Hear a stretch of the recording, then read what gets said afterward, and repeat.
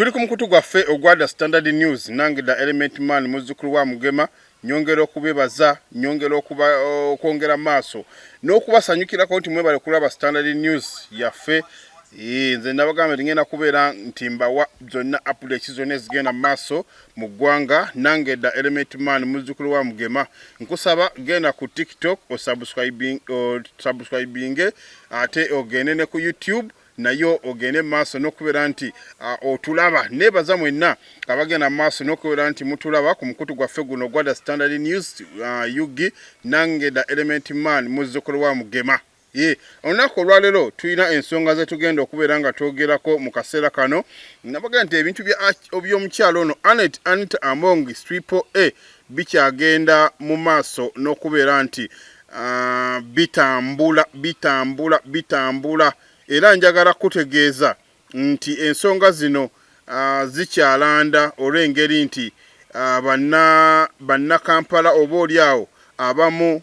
bayinza okuba nti balaze essanyu lyabwe nga bagamba nti ssente z'omuwi w'omusolo zibadde zigenda mu maaso n'okuba nti zikozesebwa bubi, kyokka ng'eno bannayuganda babakanda omusolo ogw'amaanyi. Enneebaza waliwo abagenda mu maaso n'okuba nti batugoberera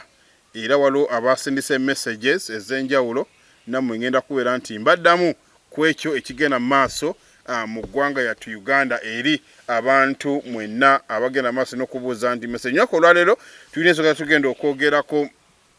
mu kaseera kano n'ebyo ebitambula ebigenda maaso n'okubeera nti bitambula nga mu nsonga zino tuli ku Anita Among, tugende ku omwami ono deputy Tayebwa, tugendeko ne baani waliwo yabuuziza nti baani abawadde obuyinza, tugenda kubeera nga tukibuuza tukyogerako. Ate tugende ku kitongole kya FUFA eky'ebyemipiira biki ekitunuulidde singa Magogo ono singa aba akwatiddwa ku nsonga zino ezimwogebwako. Kale nze da Element Man muzzukulu wa Mugema. Kati katutandike n'ensonga ey'omukyalo ono Anita Among deputy oba speaker wa parliament mu kaseera kano, era nga mu kaseera kano yavuddeyo ku Twitter ye n'agamba nti ebyobufuzi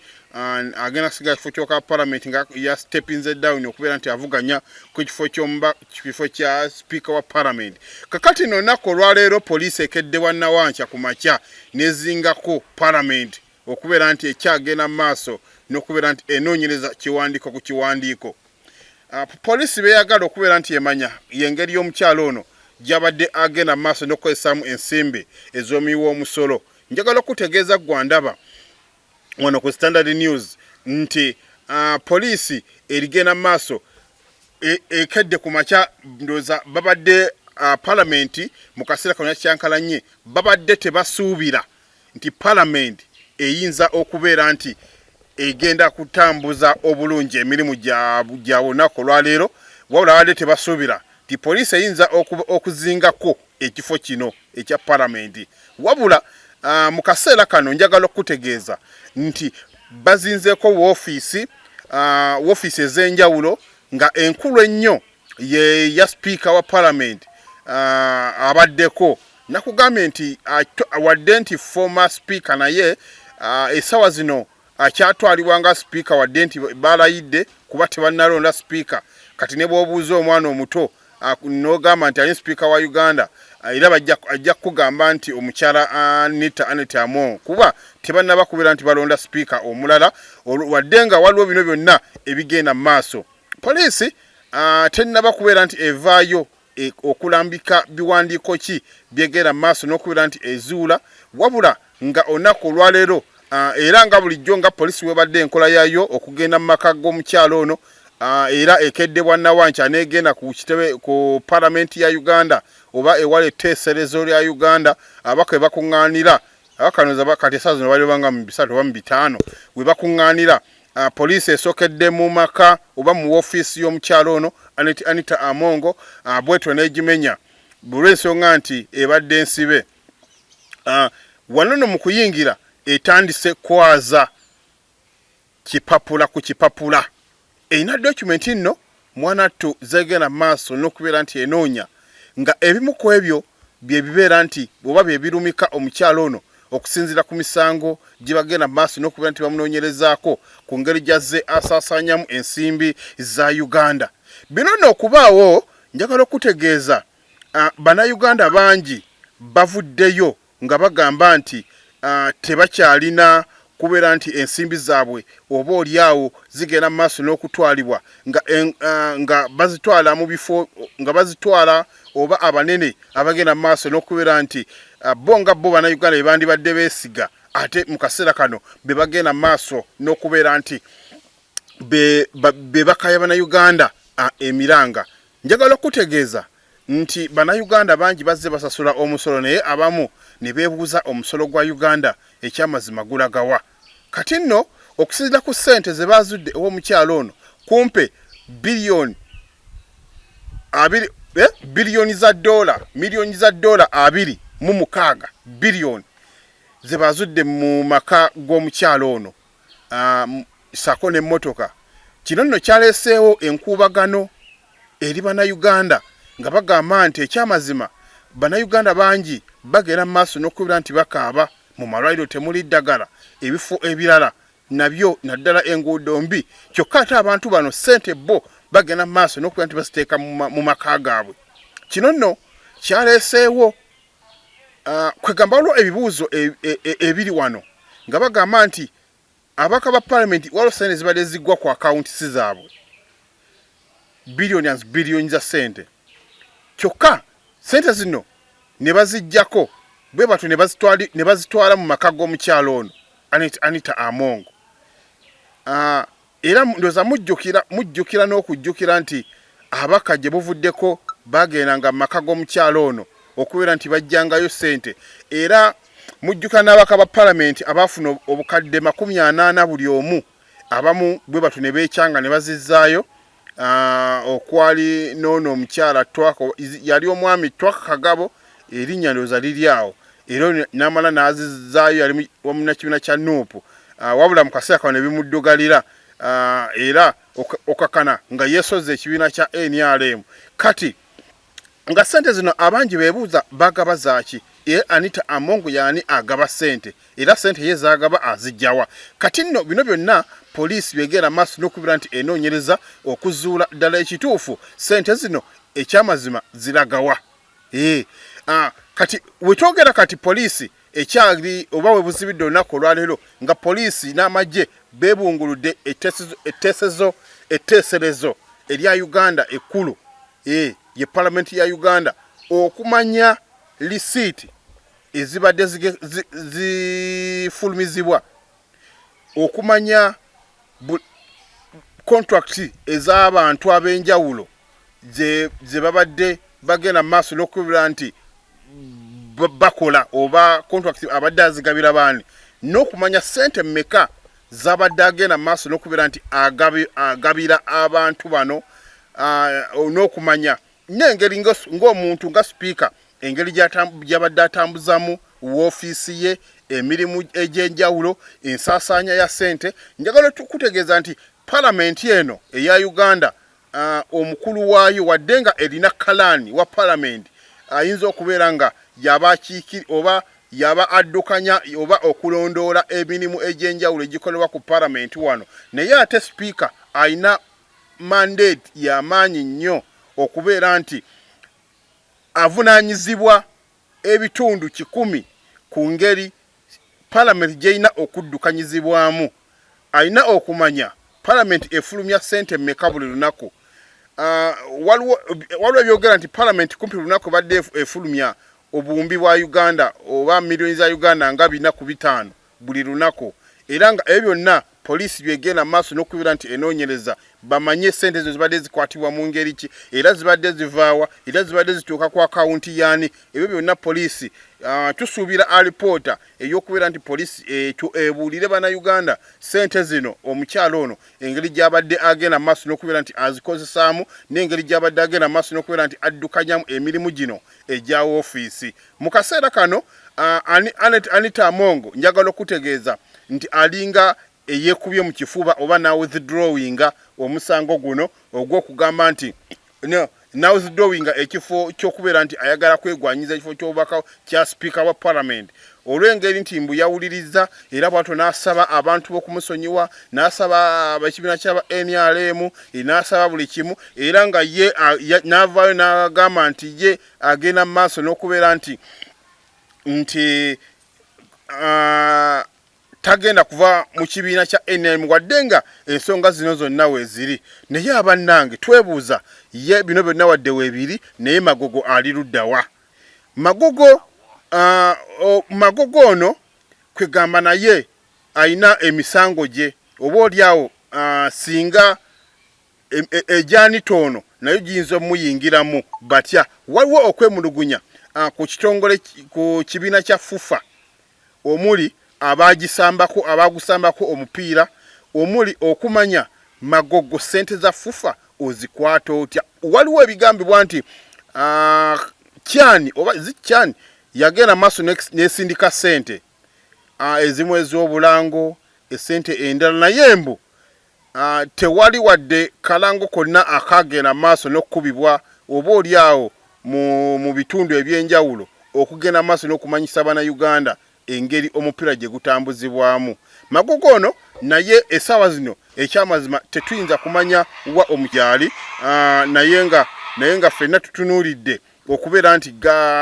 poliisi evaayo n'enogera maaso n'okubeera nti enoonyereza ku mukyalo ono oba ku bantu abalala baali nabo bereza nti bayinza okubeera nti oba babadde nga akwatagana nabo babadde akolanga nabo mu mirimu egy'enjawulo wakati mu kuddukanya palamenti oba kino nno ffenna tujjukire mu kisanja kiri ekiwedde nga pulezidenti anoonya obululu obumuzza mu kisanja kino Bannayuganda bangi baavaayo ne bagamba nti balina obulumi obw'enjawulo ku ssente engeri gye zitambuzibwamu ku ssente engeri gye batazifunamu omuli eza PDM nga ebyo byonna nga weebiri kansooke nkuwe ku mukyalo ono owulireko nkujjukizamuko katono ku ngeri gy'agenda maaso n'okunnyonnyola omukyalo ono njagala mumuwulire bulungi naye taata buli kyoleeta bakitwala owulira ezo nno pulezidenti yali anoonya bululu owulira eddoboozi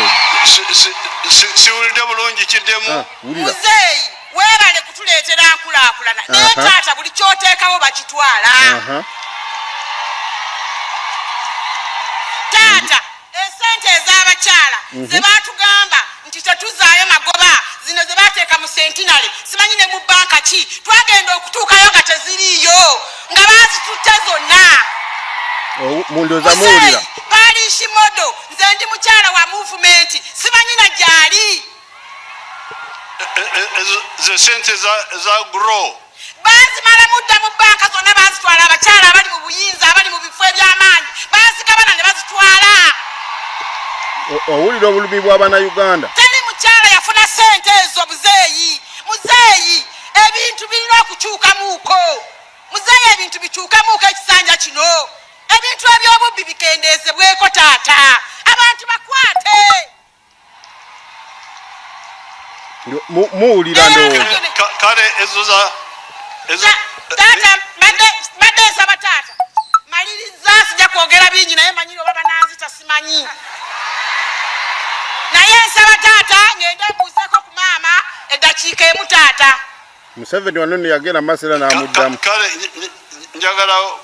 bafune contract yo owulira ezo sente za grow ze mwogerako taata kati eza PDM ziri zitya ate ezo bazituuse bulala mwoza muwulira obulumi bw'Abannayuganda ezo ziri zitya ezo bazituuse taata bulala teziriiyo okujjako bazitwala mu bitundu ebirala ng'ewa Nabbanja mu bantu abakulu abakulembeze be batyatyako waliwo abafunye naye waliwo ebitundu nga tebafuniddeeko ddala muzeeyi waliwo abaziba sebo taata abo abazikulira bazitwala baziwa be baagala baani baziwa be baagala sebo bazowa bebagala yesebo buli muntu awandika famire ye oleta endaga muntu namugamba goli luddawa leta endaga muntu yo we Masaka afunira na Luweero naye ndoza owulira byebyo nno ebimu ku bannayuganda bye bagenda maaso n'okubira nti balaga obulumi nga banyolwa nga bagamba nti bo tebafuna wadde n'ekikumi naye ate nga bagamba nti palamenti eyisa ssente ate nga ate bweziyisa ezitereka mu maka ga sipiika wa palamenti omukyala Anita Among eyafuuse AAA mu kaseera kano omukyala ono ndowooza bino nno byebimu ku pulezidenti oba engeri gye yatambuddemu n'agenda maaso n'okubeera nti abantu nga bano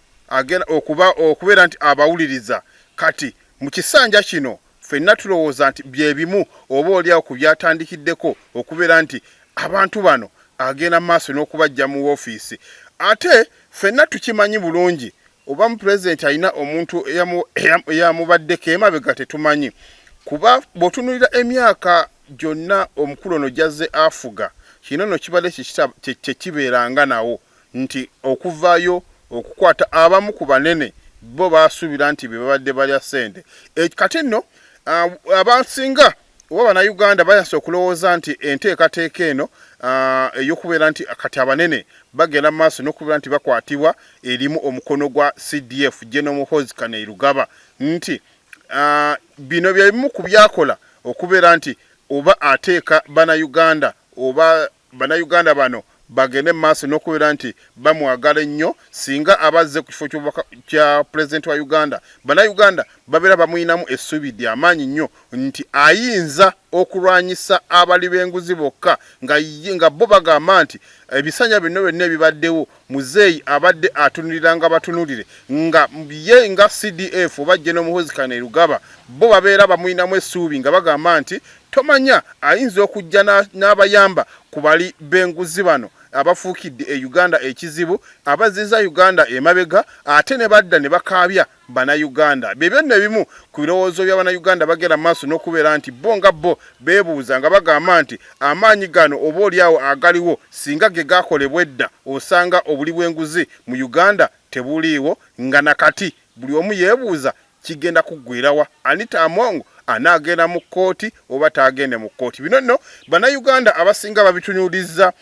General Muhoozi Kainerugaba okubeera nti osanga yayinza okubeera omununuzi w'eggwanga ku bantu bano abagenda maaso n'okubeera nti balya enguzi bakola ebintu nga bo bwe byagala kati nno era General Muhoozi Kainerugaba nno wetwogera olunaku olwaleero avuddeyo n'ateeka ebigambo bye ku Twitter ng'agamba nti byonna okukola enguudo kati kugenda kudda nakyo mu mikono gye okubeera nti okulondola ssente zino enguudo ezikolebwa kuba njagala okutegeeza nti e Uganda wano ekintu ekisinze okubeera ekibi ze zimu ku nguudo eziri mu Kampala okusinzira bo ku bantu batwala okwemugunya kwabwe nga bagamba nti ssente bo nti bazibawa naye ate enguudo zikyaganya okubeera nti zikolebwa ffenna tujjukire bulungi oluguudo lw'Ssemutokato luli mugera maaso n'okubeera nti lukolebwa lwakolebwa edda naye emyaka teruwangadde emyaka mingi wabula kati mu kaseera kano bakyagenda maaso n'okubeera nti balukola era nga nammwe mulaba enguudo ezisinga obungi mu Kampala enguudo zino zigenda maaso n'okubeera nti nazo zabomoka kwegamba bw'otuuka e Kampala oyinza n'okugamba nti oba ddala ndi mu Kisenyi simanyi na kumanya oba ddala ndi mu byalo naye nga ky'ekibuga ekikulu ekya Kampala bino nno osanga bannayuganda nga bagamba nti singa Muhoozi oba oliawo anaakwata entebe oba oliawo ebintu bino ayinza okuvaayo n'abeera nga abiteeza naye tekinnabakakasibwa oba ddala Muhoozi ayinza okuvaayo okwenyigira mu ntebe ey'eggwanga wabula nga bye bimu ku bino nga bo abantu b'Abannayuganda bagenda maaso n'okubeera nti balaba nga bagamba nti osanga binaakolebwa era binaatambula singa Muhoozi avaayo n'agenda maaso n'okubeera nti amalawo obuli bw'enguzi Uganda eyinza okubeera nti etereera tukyagenda maaso n'okubeera nti tukuweereza wano ku mukono gwaffe ogwa The Standard News nange da Element Man muzzukulu wa Mugema era nga lukyali ku nsonga ya General Muhoozi Kainerugaba CDF ono nno yavuddeyo n'agamba nti byonna wadde nga bizze bibeerawo naye ye nga ye n'aduumira omanyi ono kati ye yafuuse muduumizi aduumidde bannakibiina kya PLU oba ekisinde kya PLU okudda emabega w'omukulu ono Thomas Tayebwa okuvuganya ku kifo ky'obwa deputy speaker deputy speaker nabadde mmanyi Tayebwa nti singa ava ku kifo kino eky'obwa deputy speaker agenda kubeera nti alinnya ntebe avuganye ku kifo ky'obwa speaker bwa parliament naye tetumanyi oba lwaki oba bakikoze bwe bati naye ate nga bwe tudda mu parliament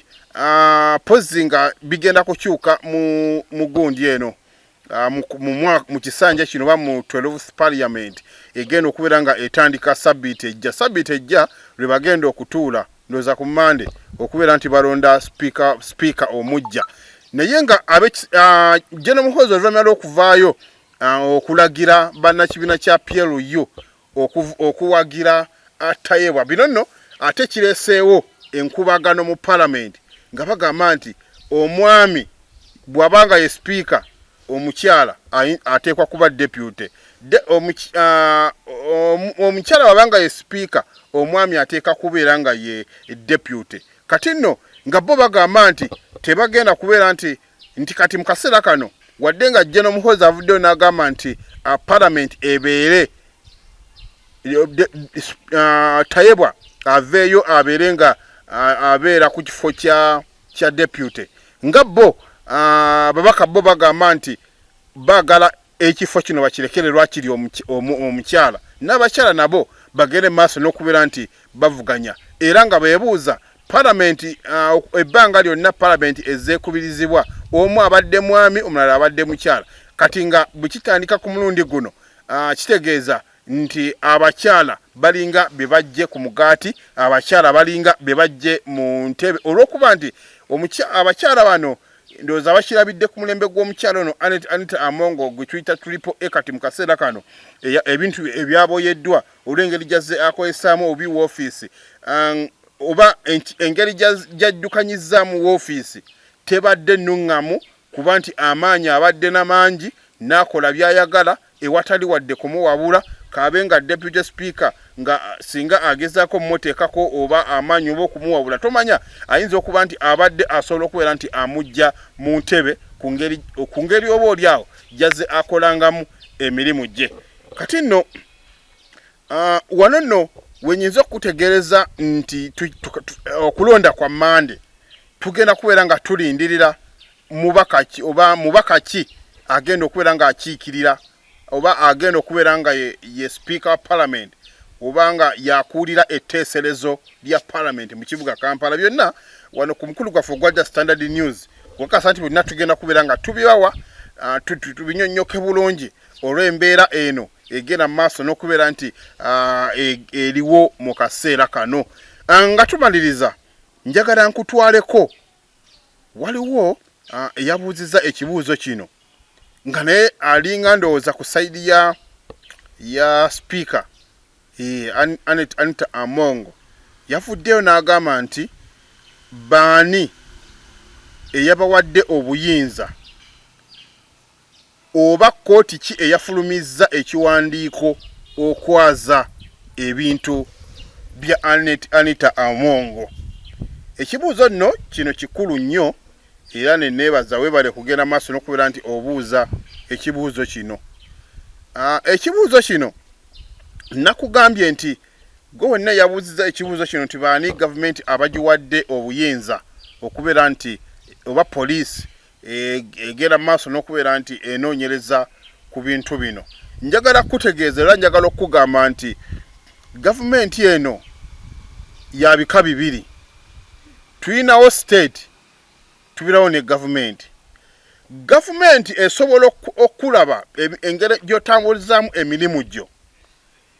yo n'ekutunuulira butunuulizi nebeera nga ekuwooninga oba oli ekugambako, naye ate waliwo kye tuyita state yo teyeetaaga kugenda mu kkooti ne bw'obeera ani, ne bw'obeera nga oba nga gwe munene afaanana atya. Yo state esobola okubeera nga etunula nti omuntu ono ddala ebintu byakola biri mu makubo matuufu oba nedda. Gavumenti ye esobola okubeera awo nti tujja muwandiikira ebbaluwa tujja mukola ki kati kankuwe ekyokulabirako nti omuntu oyinza okuzza omusango in fact kankitwale nga Interpol nti omuntu oyinza okuzza omusango n'odduka oba n'ogenda sinakindi n'obeeramu naye nga tebannafuna bujulizi bugenda mu maaso n'okkulumika wabula yo oba oliawo ne bakuteekako poliisi ya Interpol egende mu maaso n'okkunoonya poliisi ya Interpol ne bw'oba oyagala nnyo tosobola kugiwona gitwale nti Interpol eno yeringa state nti state bwekutunuulira nti ddala gundi oyina obutali butebenkevu oba olina ebitatambula bulungi yo gavumenti esobola okugamba nti katukunoonyerezeeko ate ye state yo mwifo kyokugamba nti tukunoonyerezeeko ye ekiteeka buteesi ki mu nkola nga wano state eno nakugamba nti ffenna tubadde tumanyi nti Anita Among engeri gy'abadde akwatibwamu oba engeri gy'azze atambuzaamu emirimu gye kankujjukizeeko katono Anita Among bukyanga ayingira parliament oba bukyayi afuna ekifo ky'obwa speaker azimbye amayumba 4 nga amayumba gano kuliko ey'ekigo kuliko ey'entinda kuli enakasero maka g'obwa speaker ne kubaako n'ebukeediya nga ku bino ebyobugagga byonna ate alinako amasomero ate alinako ne zakeedi ayinako ne zitekiniko kakati wano yo gavumenti esobola okutunuulira naye state bwetuula wansi negamba naye omukyalo ono ddala sente zino agenda mu maaso azijjawa ffenna tujjukire bulungi nti emmotoka eno ekika kya Rolls Royce bwe yaleetebwa yayogebwako bwogebwa ne bisigala awo nti speaker aleese emmotoka emazeewo obumbi 3 n'ekitundu aleese emmotoka ekika kya Rolls Royce naye state yo yavaayo negamba emmotoka eno omukyalo ono afuna sente mmeka omukyalo ono sente yazijjeewa ezigula emmotoka eno eyo no gye tuyita state era state yeemu yayitandise okubeera nti eyingira mu nsonga zino n'okutuusa kati state yekyagenda mu maaso n'okubeera nti ezikwata kannabwala okulaba nga enoonyereza ensonga lwaki yo state terina permission era tesobola funa permission tikugenda mu kooti ebyo gavumenti yesobola okubikola nti bannange twagala tugende twaze amaka g'omukyalo ono Anita Among ate tumalaawo kwegamba twagala tufune search warrant tugendeko Nakasero tugendeko Eggulu tugendeko Entinda tugendeko Ekigo ye gavumenti yesobola obikola ki yo eyita mitendera niye ate state yo kyetasobola kukola nti state bwebanga ine ekintu kyekwagalako ng'eyina eyagala kunoonyerezaako ne bw'oba okola otya nga yo state efuba okulaba nga ekintu ekyo ekituukiriza ne baluma emisango egigenda mu maaso n'okubeera nti gikuvunaanibwa ggwe era tusuubira nti emmotoka z'omukyalo ono singa bazuulibwa nga ddala ssente yazifuna mu makubo matuufu emmotoka zijja kubeera nga zikola ki zimuddizibwa naye paka kati nga yo state ekyagenda mu maaso n'okubeera nti enoonyereza ku nsonga eno nze mbadde Element Man muzzukulu wa Mugema nkusaba tugende mu maaso n'okubeera nti tusubscribinga omukutu guno ogwa The Standard News ku YouTube ate tuline ku TikTok gwegendayo onoonye Standard News nange The Element Man muzzukulu wa Mugema ffe tugasookako amawulire okwetoloola eggwanga Mukama abeere nammwe.